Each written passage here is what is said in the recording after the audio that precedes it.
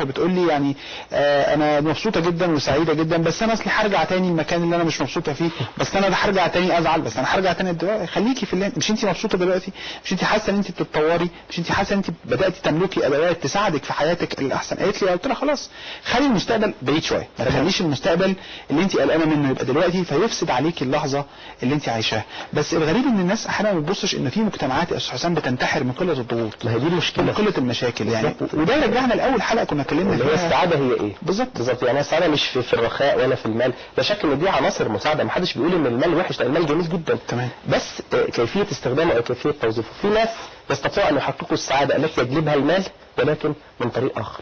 فهي دي ان احنا لازم كل واحد منا يبقى لديه مفهوم خاص بيه للسعاده غير متاثر بالاخرين. ما تقارنش نفسك بحد، تمام، ما تقارنش نفسك باللي عنده واللي عنده واللي عنده، لا حاول دايما يكون لك انت مفهوم خاص بيك وتستطيع ان انت تحاول ان تصل اليه باستمرار. طب قول لنا يا استاذ حسام ايه رايك، يعني ايه هي السعاده؟ حضرتك بتقول ده يرجع لتعريفنا مفهوم السعاده. كل واحد له مفهومك الشخصي عن السعاده والمشاكل حضرتك بتقابلها والاستشارات اللي بتيجي حضرتك في المواقع وعلى النت، يعني السعادات التي يسعى اليها من يرسلون الينا المشكلات في هذه السنه. طبعا في الغالب معظم تعاملي مع الشباب من مش الناس الكبيره اللي حققت ذاتها، فطبعا مفهومهم للسعاده بيختلف، وغالبا بيدور في اطار ان هو يلتحق بوظيفه محترمه يعني تكفي له دخلا يخليه يعيش عيشه انسانيه، ان هو يرتبط بانسانه بيحبها، ان هو ودي نقطه خطيره جدا يسيب البلد باللي فيها ويتكل على الله. تمام، علشان يمكن احنا مركزين قوي على السعاده من المفهوم يعني هي المفهوم المادي بالظبط. هو احنا عندنا اصلا المفروض لما نيجي نتكلم عن السعاده ناخد بالنا من حاجتين.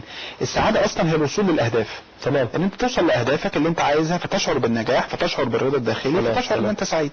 لكن في جانب تاني ان انت وانت رايح لهدفك تختار طريق انت بتحبه.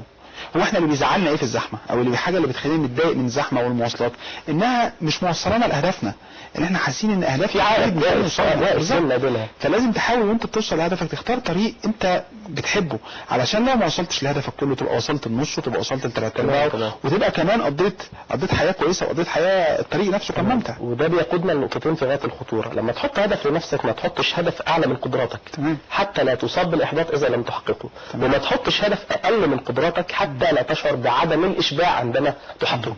فبرضه ارجع اقول انت طبيب نفسك، انت لازم يبقى في صراحه بينك وبين نفسك وعارف انت رايح فين. ما تبقاش انا مثلا دلوقتي دخلت ادبي وعاوز ابقى دكتور في المخ والاعصاب، ما تقوليش لا سقف للاحلام، لا سقف للاحلام ولكن برضه بالمعقول. فبرضه دي ازمتنا، كثيرون يضعون اهداف اعلى من قدراتكم ويصابوا بالاحباط اذا لم يحققوها. طب ما انت اللي غلطان. صحيح. فلا بد ان تكون هناك رؤيه صادقه لاهدافنا.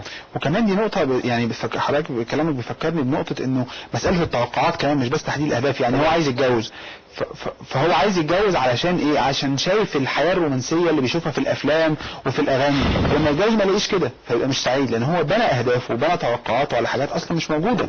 يعني اصلا الممثلين والناس اللي قدموا لنا الكلام ده كلام مش واقعي، فلازم كمان الهدف يبقى واقعي. دي ازمه حقيقيه جدا وفعلا بتيجي في الكثير من المشكلات. ان انا تزوجت عن حب وكانت المشاعر ملتهبه في البدايه، لكن بعد كده الامور خفتت واخذت شكل اخر. هنستاذن حضرتك، اتفضل. هنستاذن الساده المشاهدين فاصل صغير وهنرجع نتكلم في حكايه الاحباط ونشوف ايه الحكايه نعالجها ازاي، بس بعد الفاصل تابعونا.